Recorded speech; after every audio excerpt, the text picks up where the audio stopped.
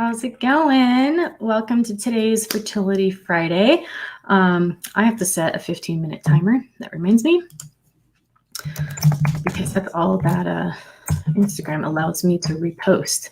How's it going? All right, I'm just going to set my 15 minutes.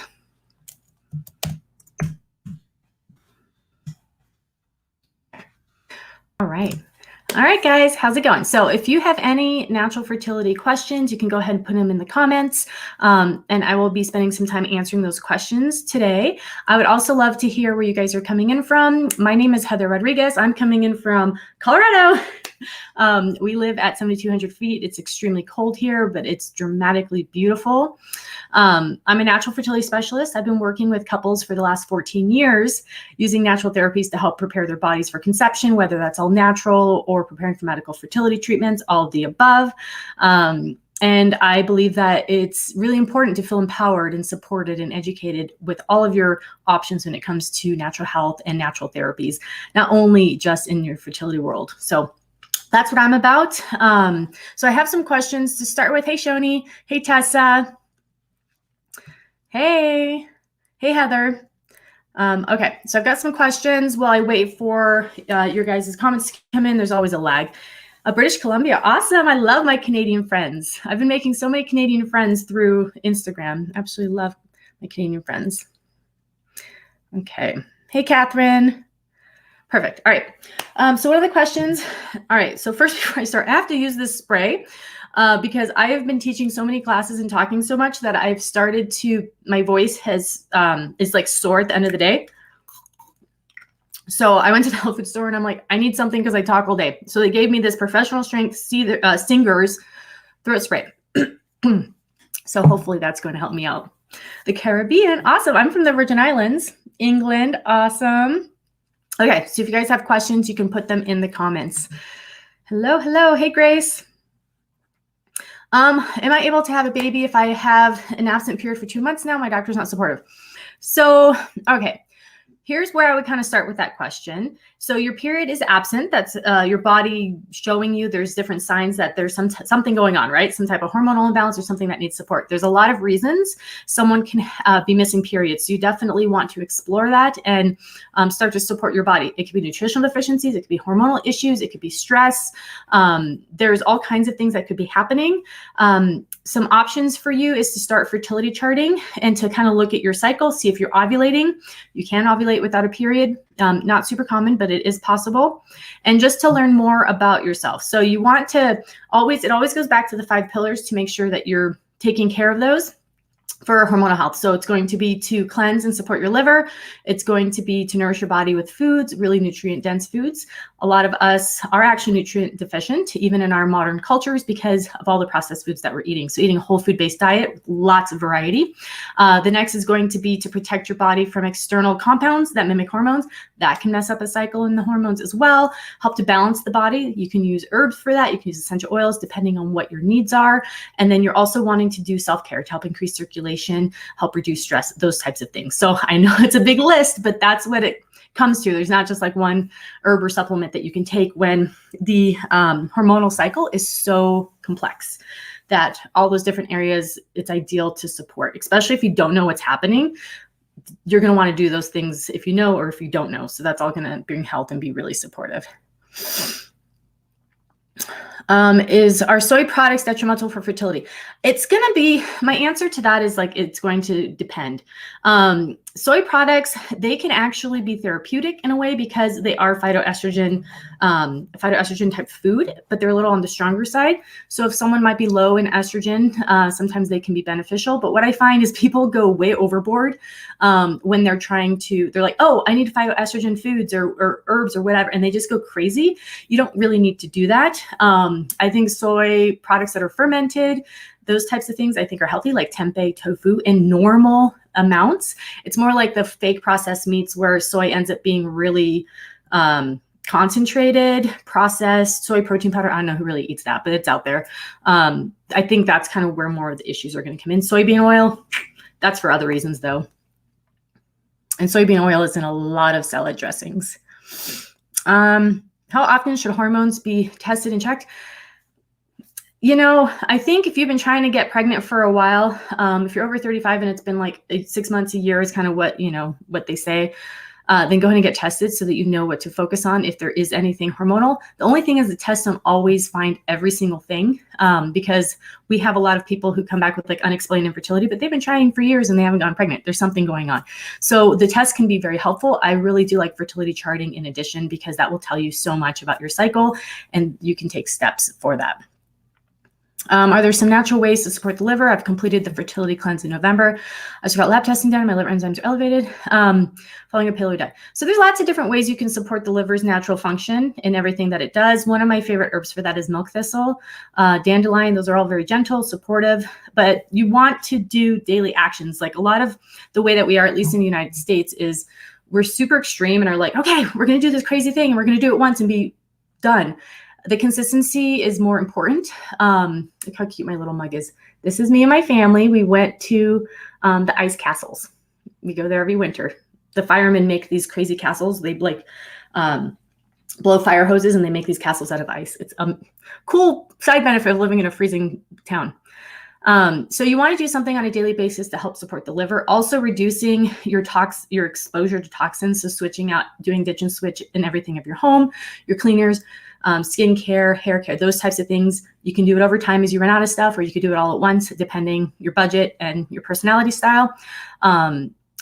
So you want to do that. Also alcohol, not drinking, stopping drinking, just learning how to support your liver overall, but it's just daily steps that you take, and that consistency is better than like something dramatic. You can do a liver cleanse. You already did one as part of the fertility cleanse, but you want to do daily actions. I'll be doing a talk soon on essential oils for liver health, which I absolutely love because you can apply them externally right over the liver, and it's one less capsule to take.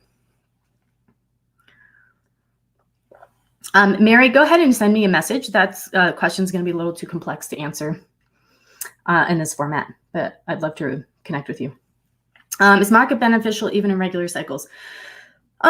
Yeah, so I really like maca for supporting the overall endocrine system, supporting healthy hormonal balance. It's not a very specific herb. It's more like an adaptogen, so something you would use to vitalize your system and support yourself. I like maca. I like ashwagandha for that. Both of those are really nice. Ashwagandha, I go more towards if you're someone who also needs help with stress. If you're high strung like I am, if you're type A, ashwagandha is a really good one because it's a calming adaptogen, whereas maca is a little bit more of a stimulating one. It's not terribly stimulating. Like ginseng is very stimulating, but it's great. Maca is really nice. Give it a try. See how you like it. Can we start incorporating Vitex into our daily routine? Is there anything we should worry about? Good question. So Vitex, Nidia, I'll answer your question next. So Vitex, you would just start taking it. You don't have to pick a certain time of the month. You can do, and you want to take it all month long. And I like it for the whole dose to be taken first in the morning. I don't know why, but I think just maybe that's how pituitary works. I'm not quite sure, but I find that to work better. But you want to be consistent with it. And Vitex takes a while to kick in. And in the meantime, your cycle might start adjusting in ways that kind of, for some people, they kind of get freaked out. Like their cycle gets shorter or longer, or they'll just start seeing different changes. Like that first month, they're like, wait, I feel like I'm going backwards. And the reason for that is, for some reason, when you start using Vitex and other herbs that support the hormonal system, they can wake up all the receptor sites of both progesterone and estrogen. And because of that, you'll get all kinds of things like, oh, my breasts are tender. Oh, I'm nauseous as if I'm pregnant. And, you kind of get all of these things because the receptor sites are waking up. After a cycle or two, they then normalize, and the benefits of Vitex become more apparent, and then you start getting that. So I absolutely love Vitex, but it's not something that I incorporate with people who are already ovulating, but it is really great for other reasons. Long answer. So that's just a kind of a heads up with the Vitex. Just so you understand, when you start taking it, you're like, what's going on? It's super common. Have a good day. Thanks. All right, Nadia. I just got my fertility cleanse kit yesterday. Can I still take red ginseng royal jelly while doing cleanse? Yeah, so generally when you're doing the cleanse, anything you've been taking before, you can continue taking. Some people will be ordering multiple kits or starting, multiple protocols and getting everything at the same time. In that case, I generally say to do the cleanse first and then start on those products, just because it's a lot of capsules. And it's always good to see and be able to be aware of how your body's reacting to things. So when you start like everything at once, you're not really able to see, if you're like, oh, my stomach's upset or this is happening, that's happening. It's a little harder to pinpoint, and then you kind of have to stop everything and then, add one thing at a time in the process. So some people do start everything at once. They're totally fine with taking lots of capsules. Yeah, you put your question in the comments. They're fine with doing everything at once. So yeah.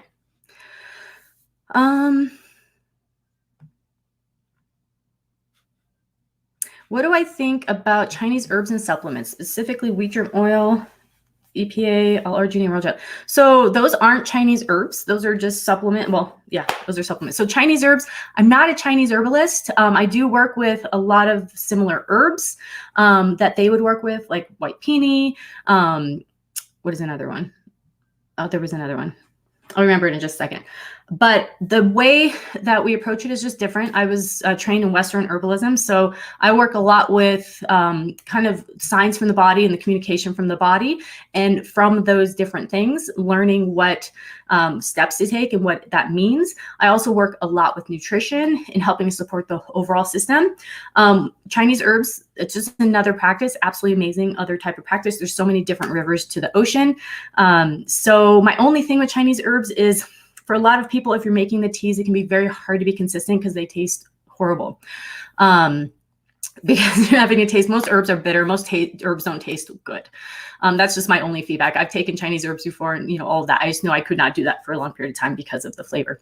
But the most important thing is finding someone to work with that you feel comfortable with and that you agree with their philosophy, and that you go with an open mind, knowing here's where you're starting. Things may need to pivot and change based on how, if you're getting results from that. And just know there's lots of tools in the toolbox. That's one of the things I love about natural therapies. So many tools in the toolbox, more than like 3. So if something doesn't work the first couple of cycles, the first time around, you're not in the dust. Here's the other things we can focus on.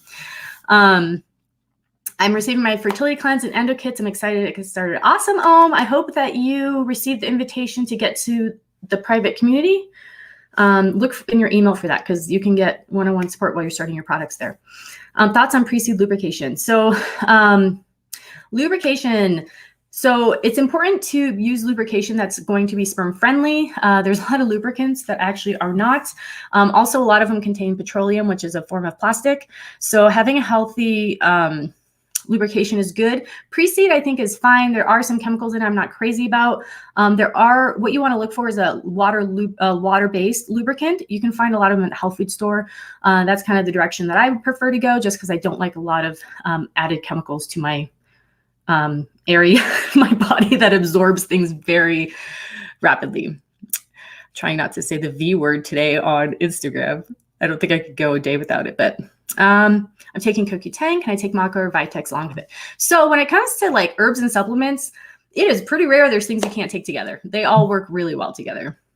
Supplements for IVF prep. Yeah, so go to IVF, I think it's ivfchecklist.com. There's a whole checklist and series of emails you can get about how to prepare for IVF. I'm going to be teaching a class on Wednesday of next week about the emotional side and how to support that. And so if you're preparing for IVF, I would definitely catch that class, because it's going to be really helpful for like prepping for your shots, prepping for your procedures, all of that. It's, can be a pretty emotional journey. So check that out as well, in addition to that checklist. Was taking estrogen due to lead follicle, anything more natural I could do? Rachel, I need to know way more information to be able to support you. So go ahead and just send me a DM. Ovulation test always says I'm low in fertility, but apps say I'm supposed to be ovulating. So my question is, what can I do to boost my fertility naturally? Okay, so fertility charting, I think I feel pretty strong about that being a better option than just OPK tests, because it's going to tell you the whole picture. OPK test is just saying that there's a specific hormone that's increasing right before ovulation is going to occur. That's it. It's not confirming you've ovulated. It's not telling us how long your luteal phase is. It's not telling us all these other things that would be so helpful to know, because there's a whole picture around ovulation. Ovulation is like this really one short event that's happening that's affected by everything else that's around it. So fertility charting is extremely important for that, I think, because the information we can get from them.